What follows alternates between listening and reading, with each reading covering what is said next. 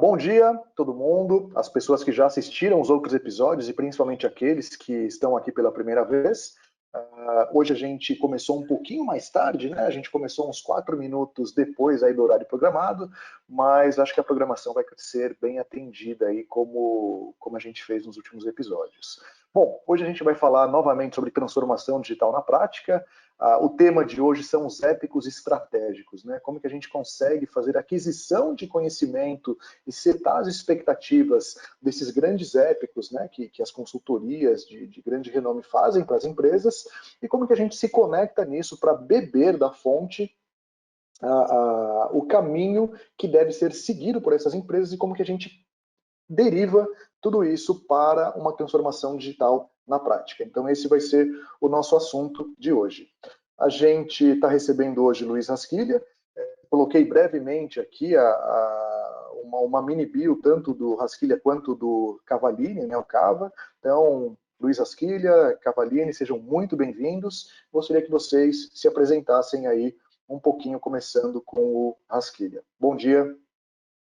Bom dia, gente. Ramés, obrigado. Prazer estar com vocês. Então, nesse debate hoje, eu sou o Luiz Rasquilha, sou o CEO da Inova. A Inova tem hoje 4 grandes divisões: uma divisão de pesquisa dedicada a futuro e a tendências, mapeamento de cenários, uma divisão de consultoria dedicada a ajudar as empresas a transformar o entendimento do futuro em negócio aplicado, em transformação digital, em planejamento estratégico, em gestão da inovação. E temos uma escola de negócios também, com unidades em São Paulo, Campinas e Curitiba, uma business school dedicada a futuro tendência e inovação, que agora, a partir do mês que vem, também tem a sua unidade 100% EAD, já tínhamos unidade híbrida, agora 100% digital. Tirando isso, sou professor da FIA, da Dom Cabral, do Albert Einstein, e, enfim, consultor de um conjunto aí de empresas pelo mundo, tentando sempre trazer esta discussão. Prazer estar com vocês, cara. Obrigado pelo convite, Ramés. Fantástico. Legal, fantástico. Seja muito bem-vindo, Rasquilha. Cava, por favor. Olá, obrigado pelo convite, né? Prazer estar aqui com todo mundo. Eu sou CEO da Makers. Makers é uma empresa que faz projetos de inovação muito baseado no que a gente chama de tecnologias exponenciais, né? Então, estamos falando de impressora 3D, de inteligência artificial, internet das coisas, enfim, um monte de tecnologias que nesses últimos anos começaram a crescer com uma velocidade muito grande e vão ter impacto muito grande nos próximos anos aí, em todos os segmentos e todas as indústrias. Eu também tenho um trabalho muito grande também de geração de conteúdo, né? Então, não só dos livros, mas sou colunista no UOL, tenho feito muita palestra também para empresas, né? Desde temas de tecnologia, mas também transformação digital, entendimento de mudança cultural da empresa e tudo mais. Sou faculty na Singularity University, né? Então, a gente está fazendo agora um trabalho muito interessante no Brasil, agora, com alta liderança. Sou embaixador também da revista MIT Sloan Management Review Brasil, e sou também um dos apresentadores do Batalha Makers no Discover, né, que está passando no Brasil e Latam. Agora deve estar no Now também. Fantástico, muito bem-vindo também, Cava. Agradeço aí pela participação, tanto do Rasquilha quanto tua. Rasquilha, a gente se conheceu há pouco tempo, na verdade, né? A gente começou a conversar um pouco mais há pouco tempo. Cavallini, a gente vem conversando aí já há um tempo maior. Inclusive tem uma trivia, tá, gente? Uma das entrevistas que eu fiz quando eu saí do colegial técnico foi com Cavallini. Então tinha aí uma empresa norte-americana, né, uma agência digital que estava aportando o conhecimento e a operação aqui no Brasil, e desde lá a gente começou aí a bater um papo. Eu não vou entregar a idade, não vou falar quando foi isso, eu só posso dizer que foi no século passado. Mas muito legal, um prazer aqui receber tanto o Rasquilha quanto o Cavallini. Bom, gente, seguindo aqui um pouquinho, né, a gente vai se alimentar aqui das perguntas de vocês, né, que estão nos assistindo, e a gente deve coletar essas perguntas, obviamente, né, tanto aqui pelo GoToWebinar, né, tanto a Carol quanto a Pietro aqui que estão apoiando a gente vão coletar essas perguntas também, mas fica aqui a solicitação para vocês, e o convite, inclusive, né, para vocês participarem aqui com a gente por meio do Slido. Então é só acessar aqui, ó, tem o URL, que é o slido.com, eu não posso chegar muito perto que vem a legendinha aqui, mas tem o slido.com. E lá no slide, onde tem aqui, ó, Event Code, é só vocês escreverem Shift Method ou clicar aqui nesse, ou fotografar aqui esse QR Code. Vocês conseguem participar ao vivo com a gente. Lembrando aqui, Shift Method, né, o método de mudança, então é SHIFTMETHOD. Beleza? Então a gente espera vocês lá. Passando um pouquinho para frente, né, a gente vai falar de transformação digital na prática. Então, a ideia aqui não é a gente só falar de conceitos, né, a gente só falar de tendências, o que está acontecendo no mundo, o que a gente fala aí de indústria 4.0, sociedade 5.0, mundo book, e assim por diante. A gente vai falar aqui de quais são os aprendizados que a gente tem na prática, o que a gente está vendo acontecer nas empresas. Hoje a gente vai falar sobre esses épicos estratégicos, e a gente está se apoiando também nesses 12 trabalhos para falar dos 12 trabalhos de Hércules, né? Obviamente que os trabalhos em si, eles não têm uma relação direta, mas os trabalhos são sim hercúleos, né? Fazer um processo de transformação digital, quando a gente fala de pessoas, quando a gente fala de cultura, quando a gente fala de tecnologia, todo esse mix ele é muito complexo. Então, está na cadeira de muitos executivos, né, principalmente das pessoas que estão capitaneando aí essa inovação em grandes empresas, e a gente fez esse paralelo de como que a gente consegue estabelecer passos estruturantes de aprendizado para a transformação digital. Obviamente, não é uma cartilha a ser seguida, mas é um processo estruturante de aprendizado para que a gente consiga ser assertivo. Legal, acho que é um baita desafio, né? A gente deve fazer isso, ter um processo estruturado de aprendizado, mas tem algum guia de boas práticas, né? Tem alguma forma da gente realmente tangibilizar isso? E a gente fala da necessidade da gente estruturar o aprendizado, porque tem diversas buzzwords, diversas técnicas dinâmicas que toda transformação vem trazendo, né, desde performance, design, ou design thinking, design sprint, transformação digital, inovação, data-driven, consumidor no centro. Cara, para que funciona tudo isso e como que eu consigo utilizar o melhor dessas abordagens para entregar um processo de transformação digital mais assertivo, né? Então a gente diz que esse processo de mudança que a gente estabeleceu aqui, ele visa justamente isso, né? Organizar o aprendizado de forma estruturada para que a gente consiga tomar decisões baseados em dados, seja dados mais pragmáticos, né? Sejam métricas mais pragmáticas, como também métricas de experiências. Então, a gente dividiu aqui, né, esse Shift Method em 12 etapas. Das etapas de 1 a 6, a gente está entendendo todo o cenário, né? Como é que a gente deve entender o cenário do cliente, para onde ele está indo, quem são as pessoas, como que a gente consegue patrocínio. No primeiro episódio, a gente falou bastante aqui de Foundation, como que eu consigo ter esse patrocínio executivo e disseminação da abordagem para as pessoas que farão parte desse processo estruturante de transformação, que não é só tecnologia, né? Então, tem inclusive o vídeo já gravado, a gente vai disponibilizar o link para vocês depois.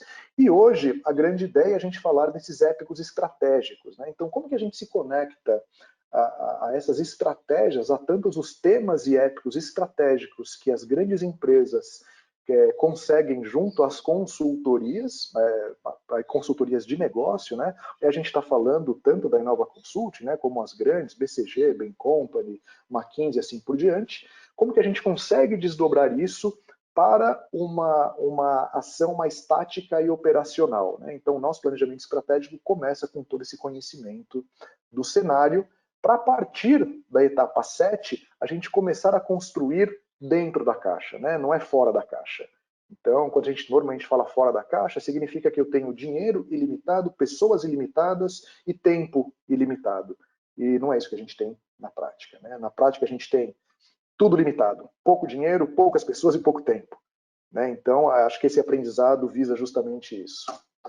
Bom, falando um pouco aqui sobre esses épicos estratégicos, a gente vai seguir falando aqui de alguns temas. Eu queria ter a opinião aqui tanto do Rasquilha quanto do Cavallini sobre esses principais temas que são abordados durante essa etapa aqui de entendimento, né, de respirar o cenário do real de diversos clientes. A gente começa aqui por definição, onde a gente vai fazer a atribuição de participantes, ritos e cadências, né? Como que a gente vai interagir com essas pessoas. Tem uma etapa de compartilhamento, cara, eu preciso estar lá no cliente, mesmo que virtualmente, né? Preciso ter acesso a documentos sensíveis, eu preciso ter discussões abertas, eu preciso sentir o que está acontecendo ali, não só do ponto de vista de métricas, mas de temperatura, de clima. Tem que ter um estudo de cenário, cara, quais são os pontos relevantes dessa indústria, tendências, mercados... Opa, deixa eu só fechar essa telinha aqui do Skype. Quais são os pontos relevantes aqui da indústria, players, ou inclusive mercados análogos? Entrevistas exploratórias, que eu faço tanto com stakeholders, faço o Gemba Walk, então aqui a gente está trazendo já um pouquinho do conceito de Lean para essa etapa, e depois uma consolidação de cenário, né? Com todo esse aprendizado, deixa eu só voltar aqui rapidinho, com todo esse aprendizado, como que eu consigo fazer o download, análise e geração de insights? Queria ouvir um pouquinho, né, tanto na opinião aí do Rasquilha primeiro, como que você costuma se conectar, o Rasquilha, aí com a Inova Consulting e outras iniciativas que você tem, com esses épicos e temas estratégicos das empresas que você atende?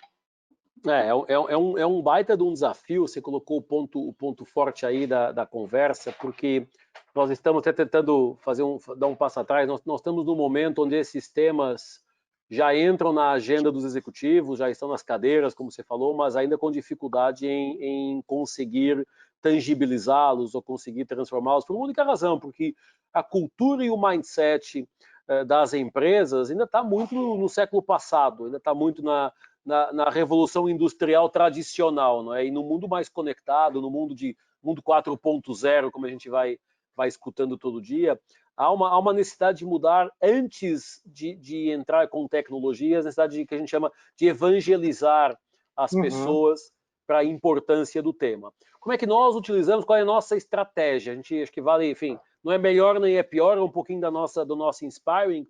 A gente acredita muito em 3 pilares de relacionamento, de conexão. Um pilar de conteúdo, ou seja, é importante de forma permanente produzir conteúdo e disponibilizar conteúdo nos diferentes meios, sejam digitais, seja em palestra, o que for, mas levar conteúdo para mostrar o quanto nós estamos atentos, antenados e preparados para debater o tema. Então, é um content strategy, vamos chamar assim, que as empresas de consultoria, de uma forma geral, estão fazendo no mundo. A gente vê as Big Five liberando um conjunto de conteúdos que há 5, 6 anos atrás eram pagos e que agora estão voluntariamente disponibilizados. Então, a gente acredita muito no poder do conteúdo.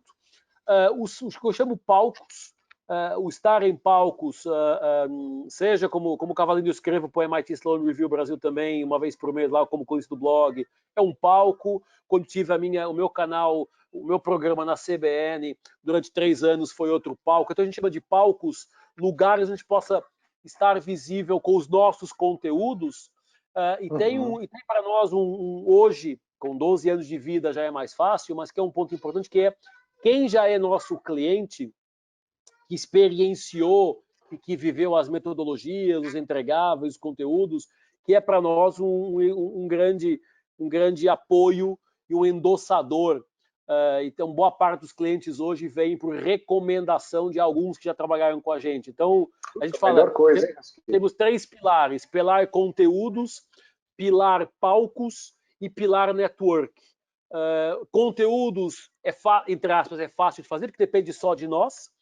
Pilar palcos depende de alguém acreditar, como você, Ramés, nos convidar para estar aqui hoje compartilhando a nossa visão. E, portanto, depende muito mais do terceiro do que da gente. E o pilar network depende de nós fazermos um bom trabalho e do cliente achar que foi um bom trabalho e nos indicar para outros. Então, eu falo para o time, se tivéssemos hoje 5 milhões de reais para fazer investimento em comunicação, talvez não fizesse sentido fazer, faria mais sentido incrementar os palcos e incrementar o network, exatamente porque o tema da transformação digital, mas os temas que nós trabalhamos, planejamento estratégico, business agility, mapeamento de cenários, são temas que na gestão são temas muito recentes. Não estamos falando de metodologias do marketing tradicional que tem 50, 60 anos, não, de coisas que têm 10 anos, 12 anos, 20 anos no máximo, e olhe lá. Se fala em transformação digital há 5, 6 anos, agora de forma mais estruturada. Então, o grande desafio que a gente vai encontrando, o trabalho hercúleo que você colocou, é primeiro envolver as pessoas, dizer, cara, você precisa estar nessa conversa, e depois, quando você fala aqui na definição, ter muito claro que para cada cliente sua metodologia. E talvez aí a gente tenha um pouquinho de dissonância com a maioria das empresas do mercado, porque de uma forma, hoje menos, mas de uma forma ainda muito macro, as grandes consultorias têm aquilo muito mastigadinho, emprateleirado, e a metodologia que enfiam é aquela, porque é aquela que eles sabem fazer. Nós definimos muito, nós gostamos de trabalhar numa coisa mais colaborativa e de cocriação, quer dizer, cara, aquilo que nós fizemos do cliente A não significa que tenha, e que deu certo, não significa que tenha o mesmo impacto no seu, nem você, porque você tem uma cultura diferente, o DNA diferente, um estágio diferente. Então a gente trabalha muito em todo esse ponto aqui, compartilhamento, discussão aberta, estudar cenários para construir a metodologia que se adequa mais ao negócio daquele cliente. Então, muitos clientes falam, puta, o que vocês fizeram na Leroy Merlin, que fez a Leroy em 2010, começar uma jornada e se transformar, faz para mim igual? Não dá para fazer igual. Tem inspirings, tem benchmarks, mas não dá para fazer igual, não é um copy-paste, porque são pessoas, são estágios, então a gente trabalha muito nesta visão de colaboração, de cocriação, em que cada caso é um caso. É mais difícil, porque a gente sempre escuta a crítica dos nossos pares e parceiros, mas tem que padronizar, tem que criar um produto de prateleira. Não dá, alguns vão gostar, outros não vão gostar, e na média ninguém vai ficar bem atendido. Então, primeiras ideias aqui para compartilhar com vocês. Fantástico. Cavallini, tem observações aí?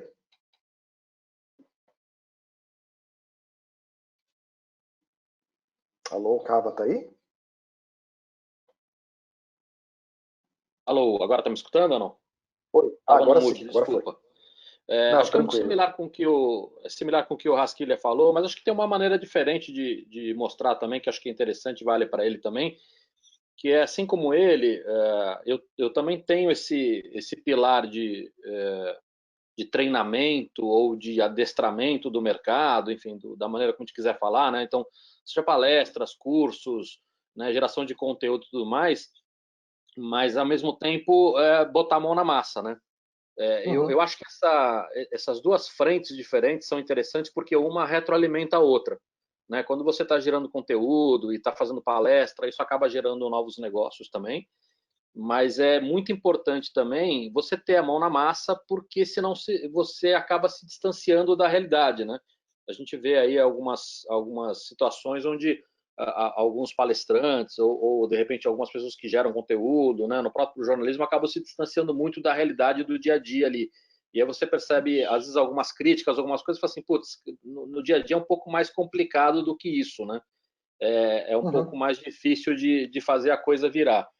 Eu acho que nós estamos num momento muito propício para isso, né? Mesmo antes de Covid, as empresas já estavam entendendo, óbvio que eu estou generalizando, ainda tem empresa muito atrasada, ainda tem empresa que tem muita resistência, tudo, mas em geral, as empresas todas já começam a entender a necessidade e a importância de inovação. Isso é novo, por incrível que pareça, né? Apesar desse assunto não ser novo, apesar de ser meio óbvio isso, acho que nós estamos falando de um momento aí de 5, 6 anos para você ter uma massa, um mainstream das empresas começando a olhar com mais carinho, mais atenção para a inovação. E esse momento que a gente está vivendo agora de Covid, essas coisas vão explodir, né? Nós estamos vivendo basicamente 5 anos em 5 meses, então a gente vai ter uma aceleração aí muito grande. Eu acho que essa aceleração ela tem muita relação com o que o Rasquilha falou, ou seja, nós estamos falando mais uma mudança cultural e de abertura das empresas para que isso aconteça, do que efetivamente uma mudança tecnológica. As pessoas estão trabalhando com videoconferência, as empresas estão começando a vender pelo WhatsApp, as empresas estão começando a vender mais pelo e-commerce, enfim. Eu acho que a grande mudança é cultural, como sempre foi, né? Então, acho que esse é um momento muito bom para fazer essa mudança. Agora, o timing de cada um dos meus clientes ele é muito diferente. Ixi, está travando um pouquinho aqui o teu áudio, Cava. O meu? Pelo menos travou um pouquinho aqui. Eu ouvi ele bem o tempo então inteiro. então deve ter sido alguma coisa aqui, então. Então tá bom, mas pode continuar, Carla, desculpa, por favor. Eu acho que o que eu estava falando, o timing de cada um dos meus clientes ele é muito diferente, né? Então você tem clientes que já estão predispostos a fazer a mudança, mas ainda estão muito atrás. Você tem alguns clientes que estão já escalando a história de ser mais ágil, de ter mais inovação de uma maneira mais constante, de ter uma transformação digital mais efetiva, enfim. Então o timing de cada um é muito diferente. Porque o que acontece também é o seguinte, o timing de cada indústria, de cada segmento já é diferente entre si, né? Hoje todo mundo precisa inovar, hoje todo mundo precisa se mexer, precisa se transformar, mas obviamente que o timing de cada um é diferente. Você pega, por exemplo, fintech, né, em geral, os caras estão muito à frente nisso porque a água já bateu no bumbum há alguns anos atrás, né? Agora você tem outras áreas, por exemplo, agronegócio, sempre foi um segmento absolutamente fora da curva no sentido de inovação, no Brasil, né? Então sempre foi muito inovador. Então são momentos diferentes, são tipos diferentes, são approaches diferentes, né? Mas o que é interessante é isso. Acho que o momento é bom e todo mundo já entendeu que precisa se mexer. Que bacana, que legal. Bom, acho que assim, só para colocar aqui um pensamento também, foi uma abordagem interessante que o Silvio trouxe no último episódio, né, o Silvio lá da Liberty, onde eles fazem uma auditoria de crenças com todo o board executivo. Ou seja, cara, a gente precisa definir, né, a gente mostrou aqui também no episódio anterior aquela matriz de Stacy, como que eu consigo ter como que eu consigo fazer uma tomada de decisões baseado tanto em lógica quanto em sentimento, né? Como que eu saio do caos para eu conseguir ter uma decisão consensada entre as partes de uma forma muito clara. Então eles estabelecem lá um processo dentro da Liberty que é chamado de auditoria de crenças, onde todo o board executivo visa ter o entendimento do board executivo frente a essas disrupções, frente ao novo mercado. Qual que é o apetite e qual que é o conforto dos executivos frente a essa novidade, tanto de tecnologia, né, quando a gente fala de TI, por si só, como também essas novas abordagens, seja de design, lean, agile, ou mesmo movimento makers, né, de mais de hands-on. Então, essa daqui foi algo que o Silvio trouxe, que eu achei muito interessante para a implantação, para entender, cara, quais são os desejos reais das pessoas, e principalmente de board executivo, né, fora a questão financeira, né, como que eles se sentem confortáveis nesse mundo novo. É muito interessante. É muito importante isso pelo seguinte. Tá me escutando, Rames? Tô claro, por favor. É muito importante pelo seguinte. Eu talvez tenha sido um dos primeiros caras a fazer essa analogia, mas a transformação ela traz um sentimento de perda, né, para o executivo. É óbvio que a vida do executivo não é fácil, mas de certa forma, a hora que você tem 10, 15, 20, 30 anos de carreira, você já sabe, você já tem uma zona de conforto. Não estou dizendo que o dia a dia é fácil, não é isso, mas você já sabe lidar com aquele dia a dia. A hora que você começa a trabalhar num cenário que muda absolutamente todo ano, né? E começa a mudar completamente, isso tira você da zona de conforto. Então isso traz o sentimento de perda, né? Então agora tem que ter aqui a mais horizontal. Agora você tem novos entrantes que vêm fora do seu segmento para te incomodar. Enfim, é muito mais complexo. Isso traz sentimento. Eu fiz uma analogia alguns anos atrás e que hoje eu vejo mais gente fazendo e que é aquela história dos 5 estágios do luto. Né? Então eu via isso em muitos executivos, aquele primeiro estágio de negação, depois passar para o segundo estágio de raiva. Então, entender esse momento psicológico, novamente, nós estamos falando de cultura, mais do que tecnologia. Né? Então, entender esse momento psicológico, como cada executivo está lidando com isso, é fundamental para ajudar esse cara a passar para o próximo estágio e aí sim conseguir ajudar a transformação e não lutar contra ela. Legal. Eu acho que eu vou trazer de nome aqui, tá? Eu acho que esses são os cinco passos do luto de Kübler-Ross. Eu não sei, mas eu lembrei aqui que eu acho que tem uma certa relevância, né? Eu posso até estar sendo um pouco aqui um pouco malvado, mas eu acho que aquele complexo também do Dunning-Kruger, né? Que ele fala que você tenha o conhecimento sobre um tema, então você se acha um especialista. E, cara, e de repente a barriga é muito maior, né? Até você ter um pouco de certeza sobre alguns temas. Então, acho que isso, né, quando a gente fala da transformação digital e principalmente da inovação mais hands-on, A gente está vendo essa movimentação grande do mercado, né, que eu acho que é um sentido natural, principalmente para combater essa pandemia da Covid-19, mas você vê muitas pessoas tratando temas que são mais complexos, né, desde a alta gestão até serviços como entrevistas exploratórias com consumidores, como mesmo trabalho mais criterioso de UX, como uma coisa tranquila de fazer. Então, cara, faz um cursinho ali que você vai virar um UX super bom. Cara, faz um cursinho ali que você vai ser um ótimo PO. Então, eu acho que um tema que a gente deve trazer também, que sim, é importante começar, é importante fazer, mas o buraco é muito maior, né? Muito mais embaixo, quando você realmente trata aí de grandes companhias e você vai liderar ou fazer parte de um programa de transformação, né? Realmente não é algo trivial. E acho que por isso mesmo que a gente faz essa ligação com os 12 trabalhos aí de Hércules, né? Esse grande trabalho hercúleo. Bom, vamos dar sequência aqui para as perguntas, e antes disso eu só queria abrir aqui com uma frase do Pierre Levy. Gosto muito dessa, né? Eu acho que é justamente por isso que a gente traz aqui uma pessoa para debater. Então, aqui é onde o Pierre Levy de um grupo de humanos, né, de um coletivo de humanos, se engajarem numa cooperação intelectual para poder criar... para poder criar e inventar coisas novas. Então, eu repito isso daqui, né, nos episódios, essa daqui não é uma soma matemática, né? 1 mais 1 não é igual a 2, né?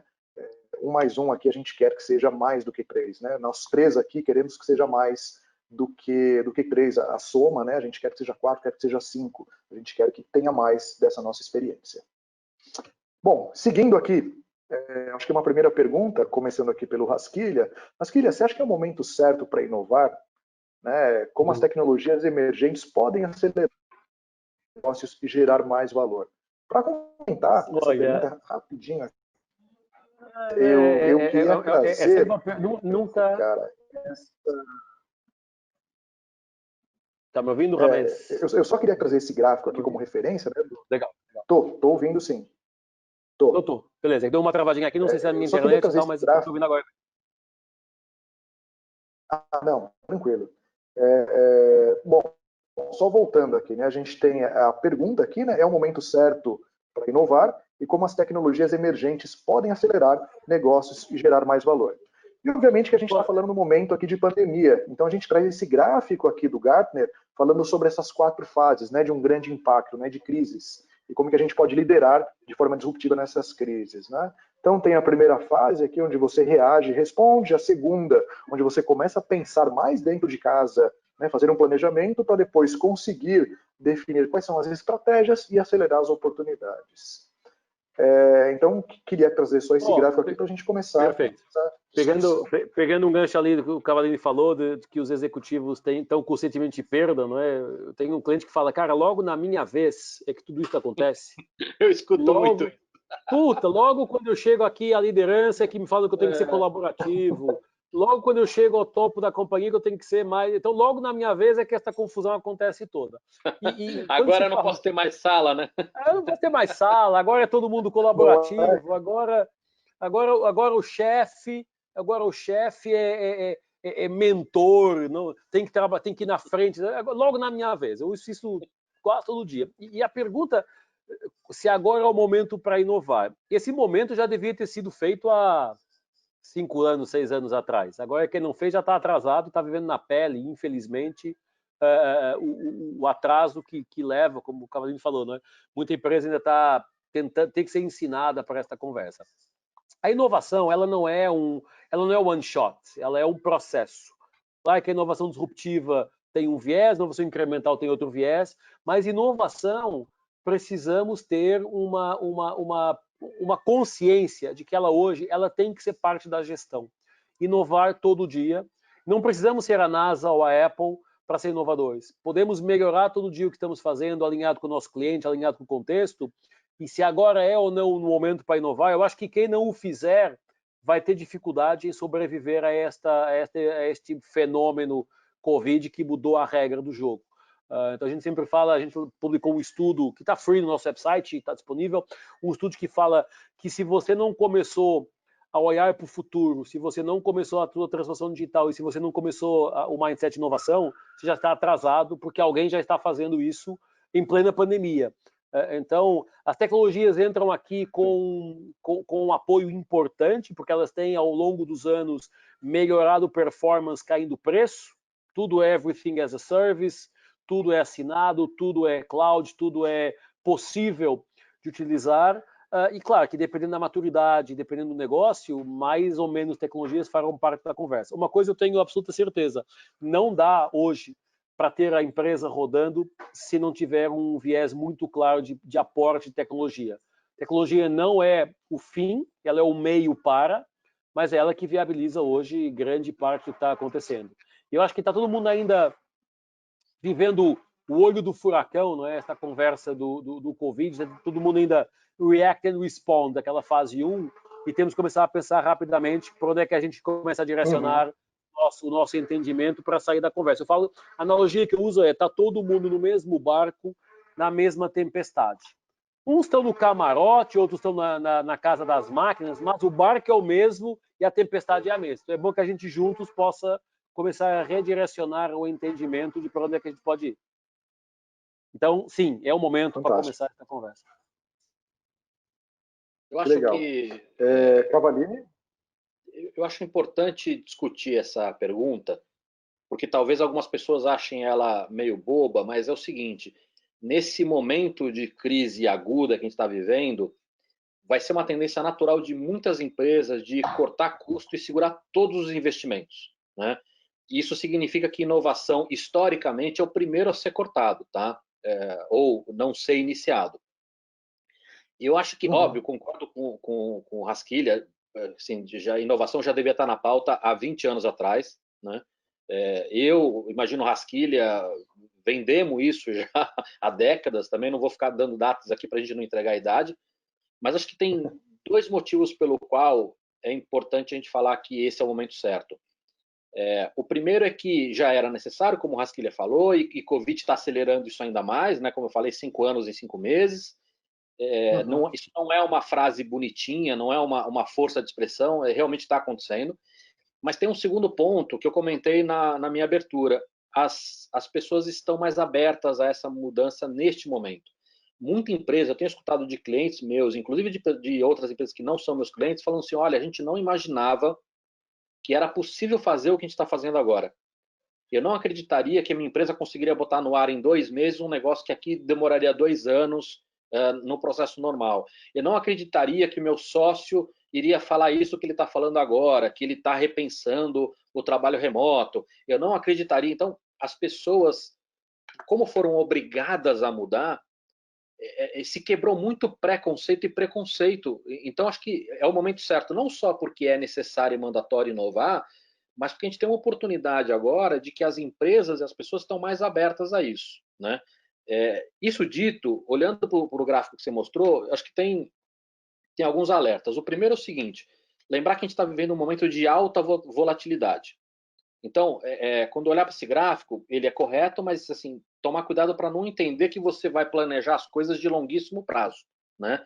Você tem que estar olhando isso agora dia a dia, né? Nesse momento que a gente está vivendo, sempre tem uma novidade ali rolando, a gente não sabe quando vai sair de quarentena, se vai entrar no lockdown, se vai sair do lockdown, enfim. Então, acho que tomar esse cuidado com essa alta volatilidade.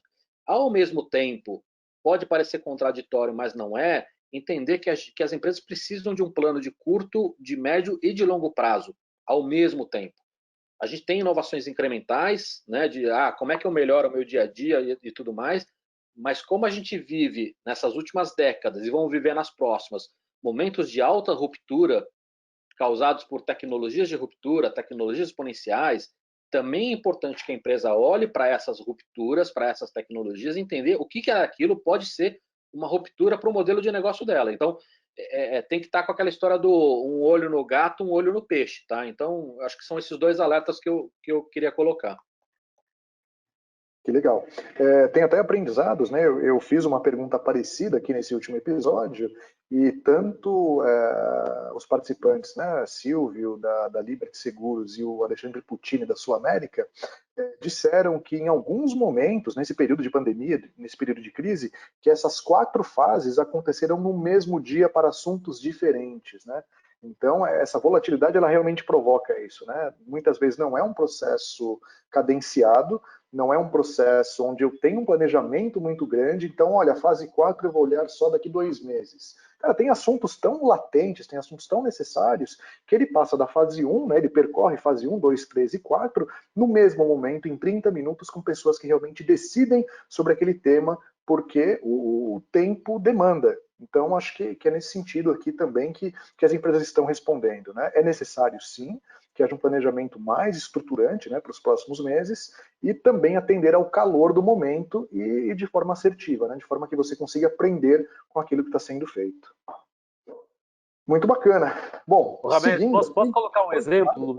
Até que por o Cavalinho favor. estava falando, há uma semana atrás, um dos nossos clientes de consultoria falou o seguinte: olha, as 2 maiores ajudas que nós tivemos nos últimos 3 anos foi a Inova e o Covid, porque o Covid obrigou a implementar aquilo que a Inova estava dizendo para a gente fazer. Então, é exatamente isso, cara. Sim. Vai lá e faz, não é? Sim, sim, sim. Eu acho que é assim, né? Esse momento de Covid, acho que todo mundo já viu, inclusive pela Charge, né? Quem foi o grande habilitador, o protagonista da transformação na sua empresa? CMO, CIO, CEO, e tem o último quadrinho lá, Covid. Meu amigo, a gente não tem muito tempo de escolha, né? A gente só tem que fazer. Então, quando a gente fala aí que a gente está vendo essa aceleração, acho que foi você, Rasquilha, que comentou, 5 anos em 5 meses, é basicamente isso que a gente está vendo, né, com questão a essa agilidade, né, com questão a essa transformação e inovação que a gente trabalha. Muito bacana. Bom, partindo aqui para a próxima pergunta, bom, a gente entende que a empatia começa com a curiosidade. E na opinião de vocês, começando agora pelo Cava, como que a curiosidade ajuda no entendimento do cenário atual de desafios de negócios, né?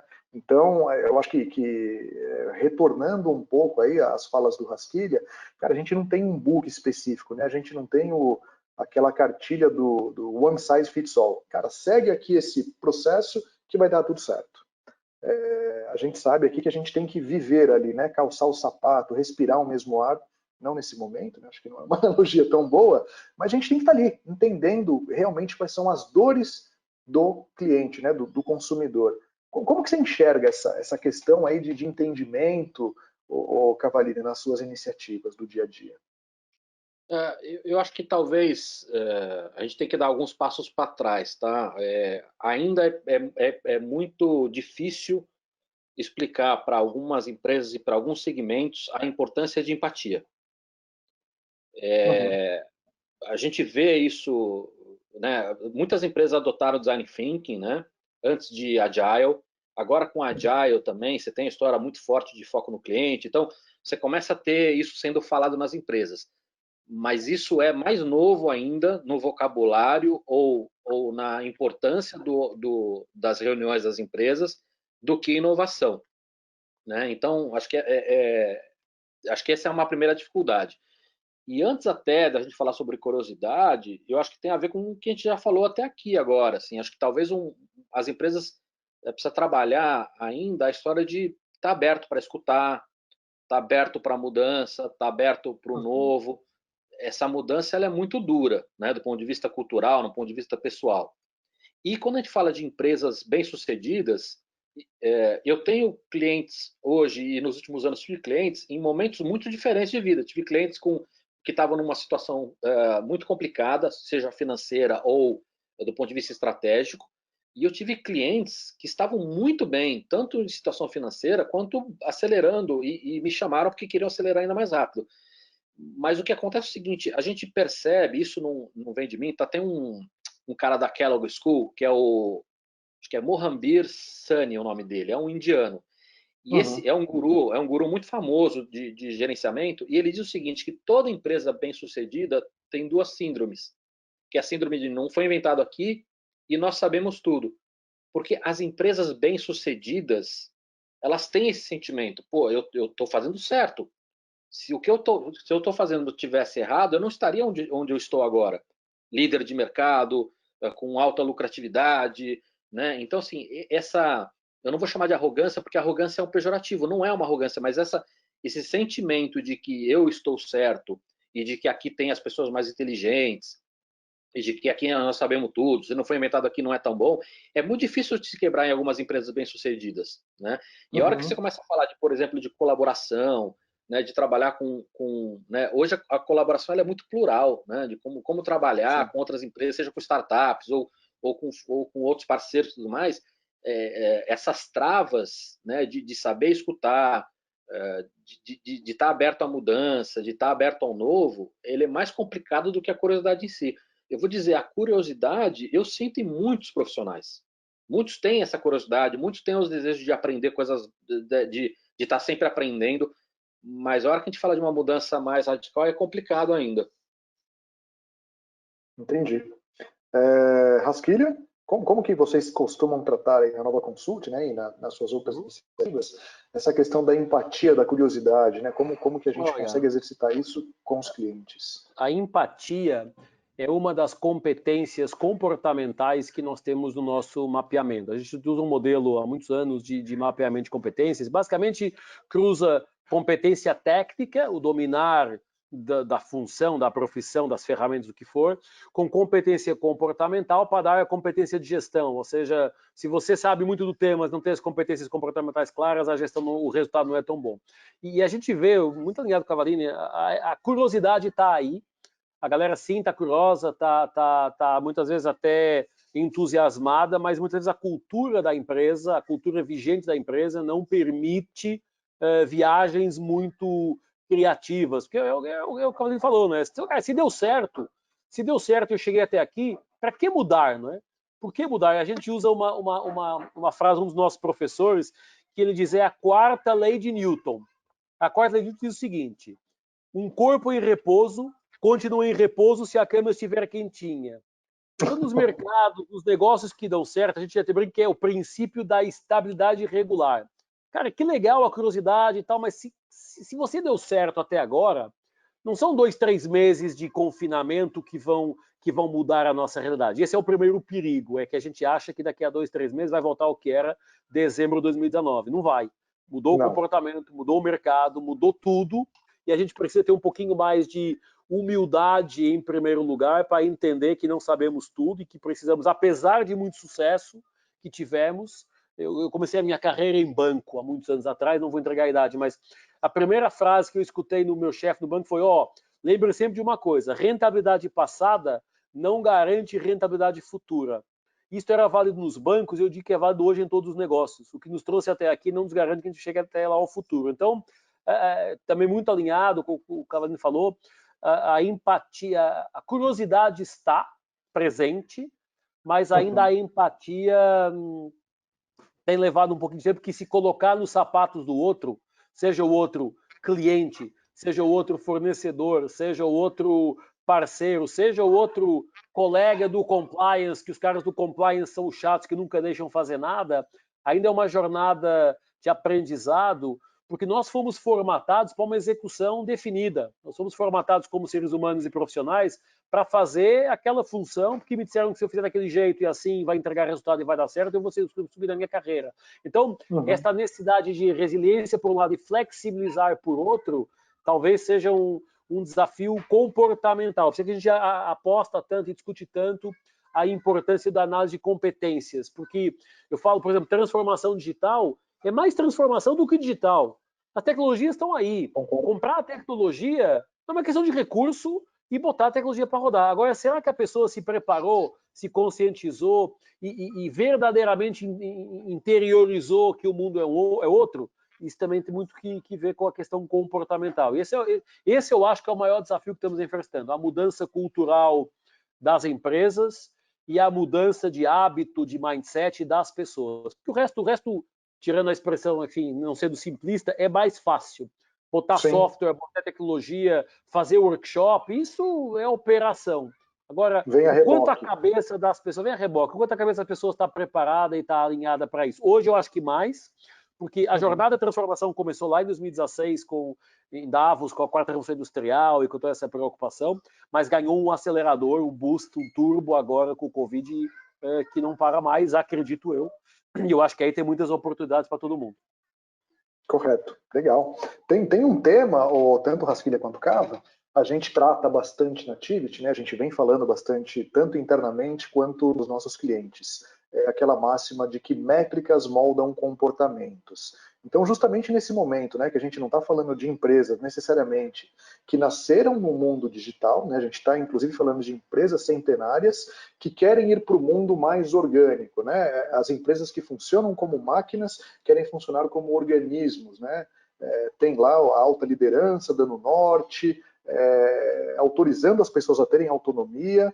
E a grande questão é, né, como que a gente consegue fazer com que essas pessoas que vêm do mundo mais clássico, do mundo orientado aqui a seguir os processos, conseguem ser provocados de uma forma diferente. E uma ponte que a gente está conseguindo estabelecer muito bem é mudando essas métricas. Cara, como que as pessoas são avaliadas, né? É um termo mais antigo também, essa avaliação de pessoas, mas começar a fazer com que a tradução do que é esperado num futuro onde as pessoas têm essa accountability, né, que eu acho que é um termo em inglês que traduz muito do que a gente espera das pessoas, né, que é autonomia, responsabilidade ética, que é essa sensação de dono, ownership.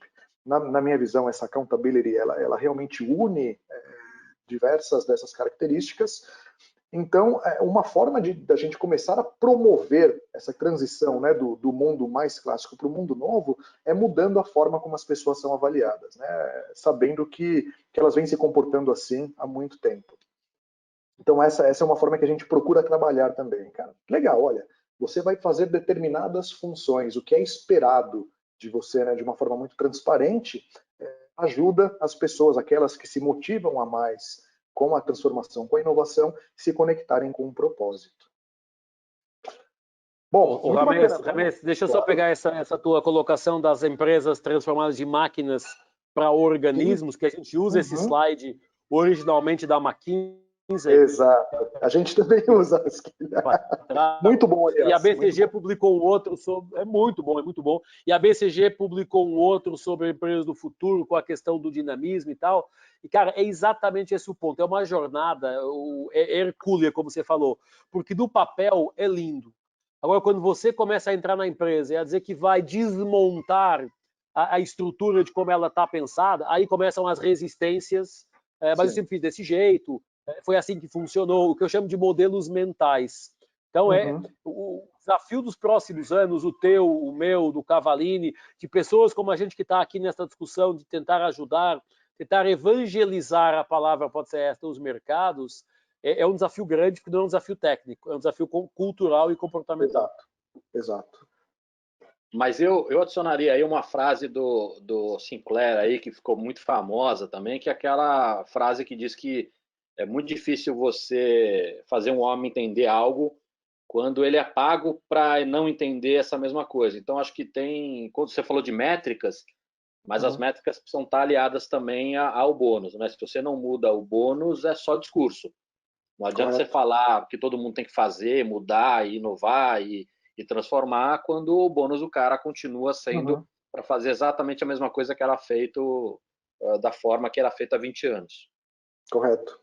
Gente, Cavalini, agora a conversa vai seguindo, deixa eu lembrar uma coisa. A gente tem uma frase nos nossos clientes que é: o pior inimigo de tudo que a gente está discutindo é a ditadura do trimestre.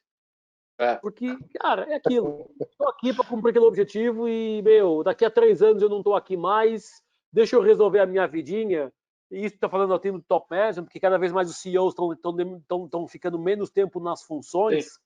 Que estão sendo trocados, porque, cara, o cara não bate lá a meta do trimestre a troca, o cara fala, cara, eu não vou começar uma jornada que leva tempo, porque daqui a 2 anos não é mais comigo, então eu vou ter que bater aqui a minha meta trimestral para garantir o meu bônus e tocar a minha vida. E isso, infelizmente, tem que ser discutido e tem que ser trocado. De acordo, de acordo. Gente, nós temos poucos minutos aqui até o meio-dia. temos mais perguntas e também temos perguntas dos nossos espectadores. Bem provável que a gente não consiga atender mais uma vez, então talvez o modelo aqui a gente tenha que mudar um pouco e falando isso justamente em respeito aqui a todos os participantes. Mas a conversa está muito boa, né? Acho que o tema tá muito bacana e a gente segue nesse formato aqui, acho que explorando mais essas perguntas. Eu queria dar mais um exemplo aqui de um cenário que eu vi quando a gente fala, né, dessa questão da bonificação executiva, de uma iniciativa que aconteceu na Vivo há uns bons meses já, mas acho que vale a pena aqui explicar para todos os presentes, nossos espectadores. Então a Vivo estava com um problema, né, que era o atendimento pós-venda. Então, cara, estou com minha linha com problema, ou problema na fatura, enfim, diversos problemas que acontecem em todas as companhias, né, em todas as telecoms, e eles precisavam melhorar esse pós-venda.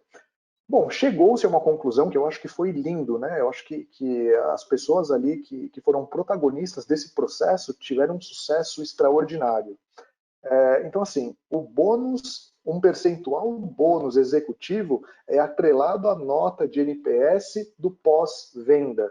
Então, se você liga para a Vivo e sua nota de satisfação do atendimento for ruim, se você for um detrator, isso está mexendo diretamente no bônus executivo. E essa foi a forma com que a Vivo, na época, encontrou para melhorar a nota de NPS. E realmente melhorou, realmente melhorou.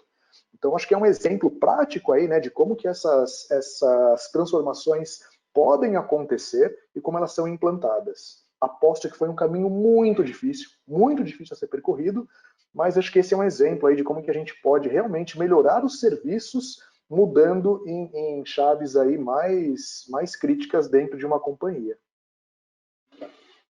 Legal? Bom, vamos partir aqui para a próxima, então.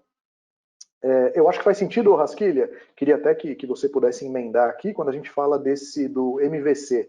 Né? A gente tratou aqui isso daqui no passado, tá? Não tem a ver com design pattern, tá? Não tem a ver, quem é de tecnologia aqui não é o Model View Controller, é um conceito de menor mudança viável.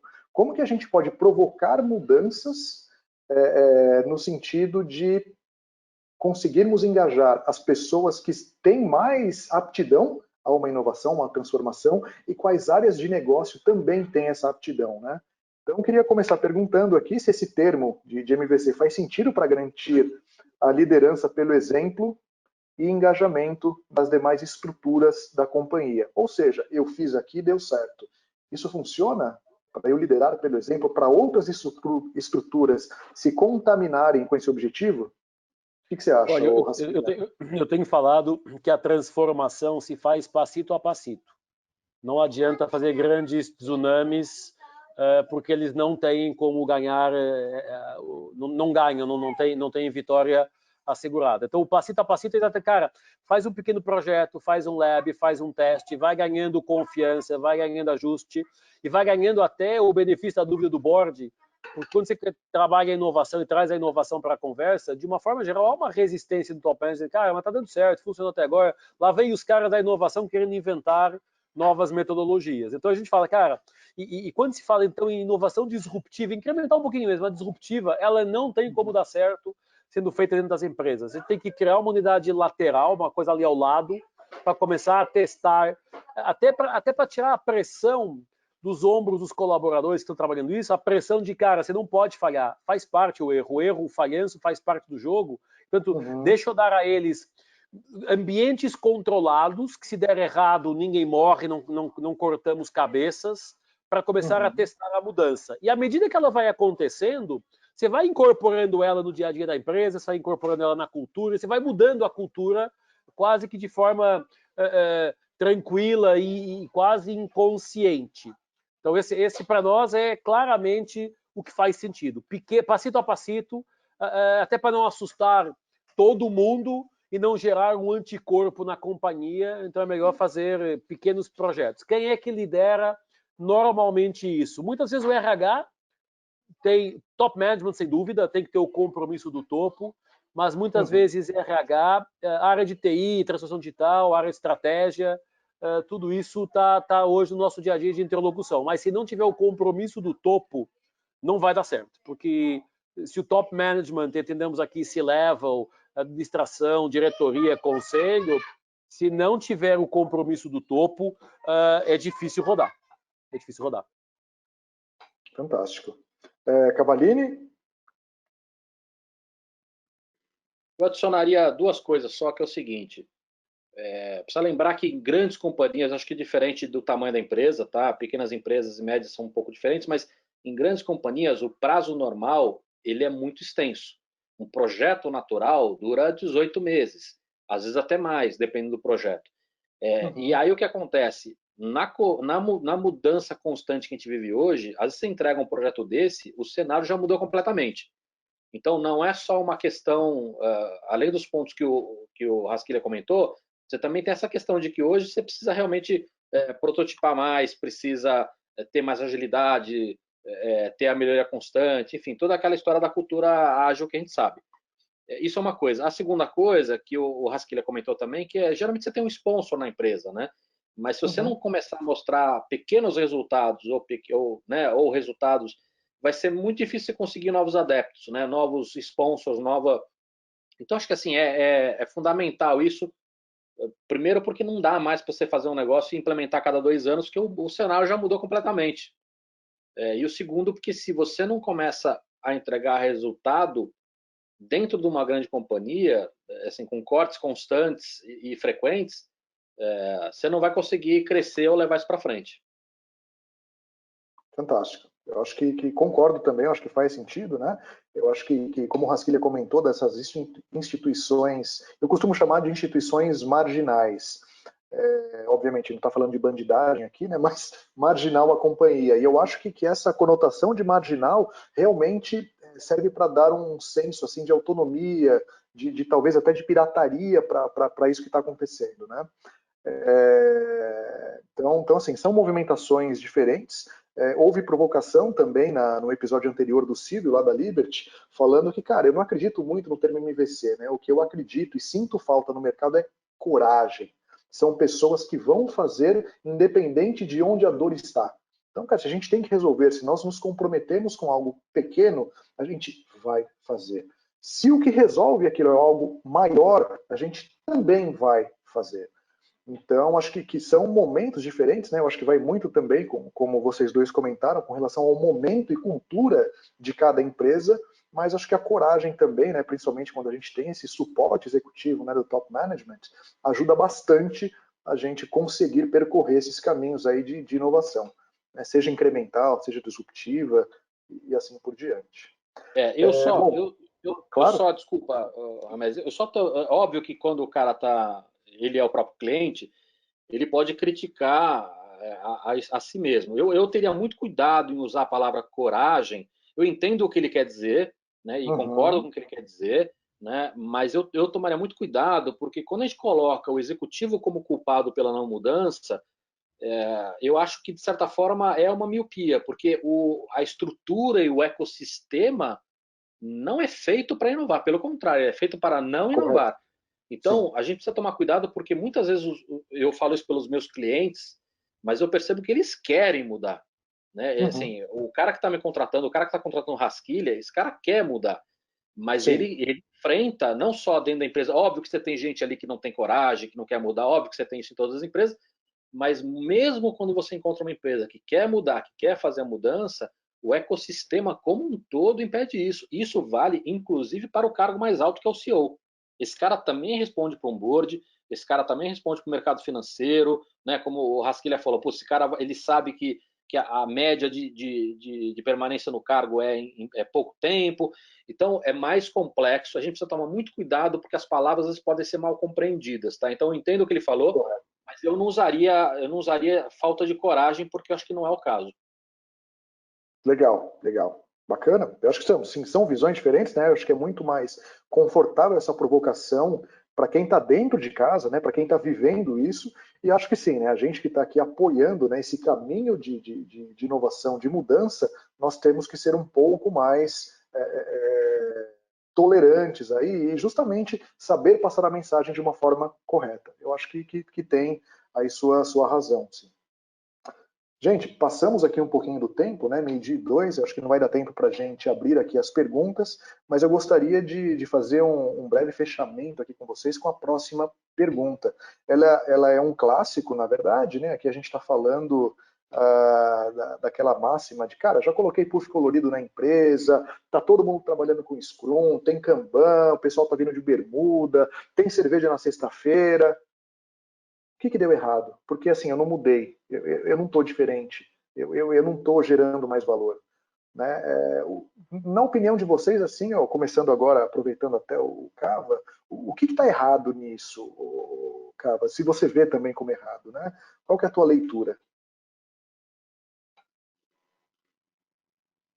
Eu acho que é muito importante entender a diferença entre causa e consequência. Né? Então, o puff colorido, a mesa de ping-pong, elas são consequências de um ambiente mais agradável e um ambiente menos restritivo, um ambiente que, de repente, está mais preocupado com o resultado do que quantidade de horas trabalhadas, né? E não necessariamente a empresa precisa ter a mesa de ping-pong, o puff colorido e tudo mais. Isso é um erro muito comum, a gente vê muita gente falando isso, né? De, eu coloquei isso e não resolveu.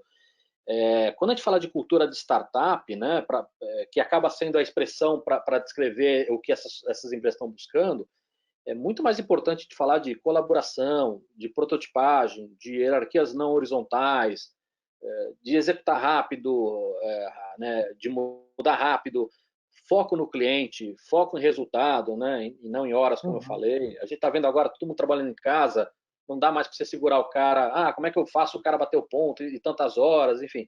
Então, a história de entender que a cultura que se busca agora, que por acaso é chamada de cultura startup, mas não necessariamente é uma cultura de startup, ela é muito diferente desses exemplos que você deu.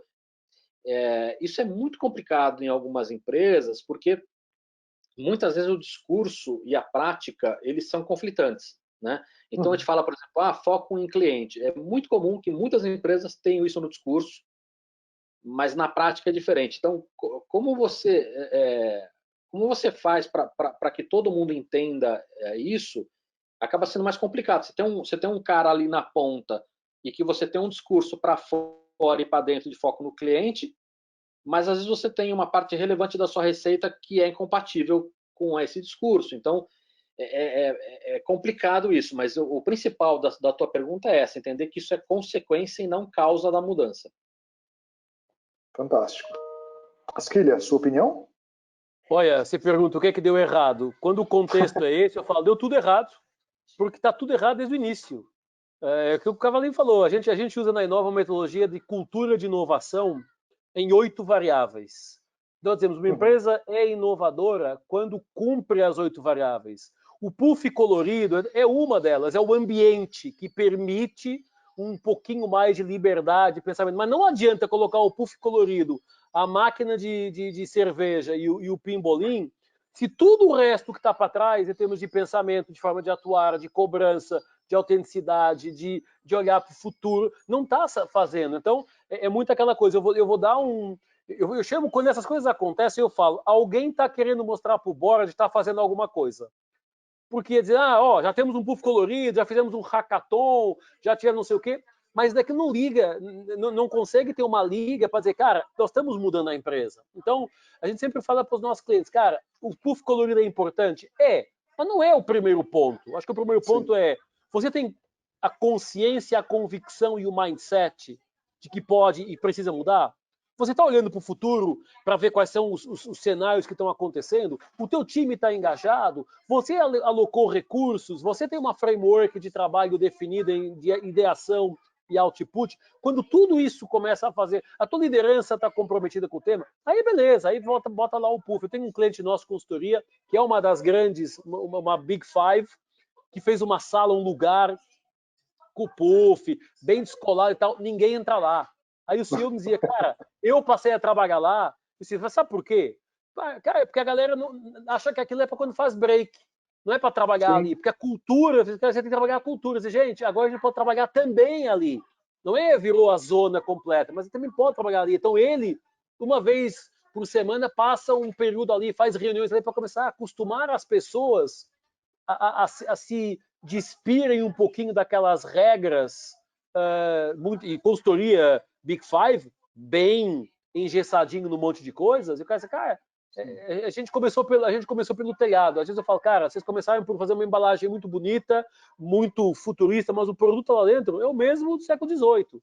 Então, Exato. cuidado para não ter iniciativas que são meras cosméticas para mostrar que estamos fazendo um monte de coisa que depois não emplaca, e pior, penaliza a inovação e a transformação, porque mostra, tá vendo? Estão fazendo um monte de coisa, não serve para nada, só serve para gastar dinheiro, botar um monte de puff, ninguém usa, isso não impactou nada no resultado. Então, cuidado com o começar a casa pelo telhado. As fundações são hoje mais importantes. Puta, muito bom, fantástico. Bom, avançamos um pouco mais aqui no horário, gente. Sinto que a gente não conseguiu percorrer ainda na última pergunta. Vou passar aqui rapidinho, né? A gente faz as considerações finais, mas só para a gente ter aqui registrado, né? Um grande desafio em grandes empresas hoje é ter certeza que os times táticos, operacionais entenderam e se engajaram nessa estratégia definida. E normalmente não é isso que acontece, né? Esse processo de engajamento é um pouco mais complicado. Num próximo encontro, tanto Cava aí quanto Rasquilha, acho que a gente pode desenvolver tanto esse tema quanto mais alguns outros. De imediato a gente não vai conseguir também falar das perguntas aqui no Slido, mas eu queria agradecer aqui a presença do Luiz Rasquilha, né, do Ricardo Cavallini. Tem aqui o perfil no LinkedIn de ambos, meu perfil aqui também no LinkedIn. Agradeço imensamente a todos que participaram, principalmente aos nossos convidados. Muito bom falar com vocês. Ricardo Cavallini, a gente se falou aí há muito tempo atrás. Um prazer falar contigo de novo. Queria ouvir de vocês aí considerações finais. O prazer foi meu, muito gostoso. Obrigado, Hamed, obrigado, Rasquilha. Eu acho que nós estamos num momento muito difícil de ser otimista, mas ainda assim eu gostaria de passar uma mensagem de otimismo. Acho que a gente é mais forte do que a gente costuma imaginar. Então, espero que todo mundo tenha força para passar por esse momento aí e espero de verdade que os próximos anos sejam muito produtivos para todo mundo. Igual, idem, muito prazer, obrigado, muito obrigado por estar com vocês aqui. Eu sou otimista, eu sou otimista por uma razão, que depois de grandes momentos de mudança como o que estamos vivendo, só pode haver recuperação. Então, se a gente olhar no pós-Segunda Guerra Mundial e no pós-grandes eventos que tiveram o condão de mudar o mundo, de nos jogar em crise muito profundas, só pode ser daqui para cima. Então, mas o daqui para cima, o crescimento vai depender de cada um de nós e de como cada um de nós vai fazer a sua jornada. Então, folha branca na mesa, foco, pé no chão e vamos trabalhar, porque ninguém vai fazer pela gente. Vamos ter que fazer nós a nossa jornada. Então, eu acho que nesse empowerment que cada um de nós tem, eu quero ser otimista, porque nós vamos sim todos trabalhar para ser melhor. Mas obrigado mais uma vez aí por poder estar com vocês. Cavallini, bom te rever. Ramés, obrigado também. Fico à disposição para outros papos e para continuarmos esta conversa quando vocês acharem relevante. Fantástico. Gente, eu queria só finalizar aqui com um tema aqui que eu vi recentemente, vi nessa semana, né? Eu até esqueci o nome do nome completo lá do presidente do World Economic Forum, Robert Welch, bom, enfim. E eu costumava utilizar uma frase dele no passado, né? Nesse novo mundo não é o peixe grande que come o pequeno, é o mais rápido que come o mais lento. E recentemente vi lá uma outra publicação, inclusive uma hashtag, né, que é o The Great Reset. Então acho que a gente está num momento agora muito propício para a gente avaliar as nossas relações com pessoas, com o mercado, com as empresas, quais são os benefícios que justamente essas relações humanas têm na sociedade. Como o Rasquilha comentou aqui, né, desses momentos de pós-guerra e de grandes eventos, eu acho que sim, a gente está no momento que a gente pode repensar todas essas conexões que a gente tem, né, essas conexões humanas, e realmente fazer um grande reset, aí, um grande reinício de como que a gente se relaciona com bens, serviços e principalmente como pessoas. Pessoal, foi um prazer receber a todos. Nos próximos dias a gente já divulga a data do nosso próximo episódio. E mais uma vez agradeço Rasquilha, Cavalini, principalmente também o pessoal de apoio do marketing aqui da Tivit, que está suportando a gente nessa empreitada. Pessoal, desculpem pelo avanço, passamos um pouquinho. Muito obrigado, até a próxima. Rasquilha, Cavalini, foi um prazer. Valeu, gente.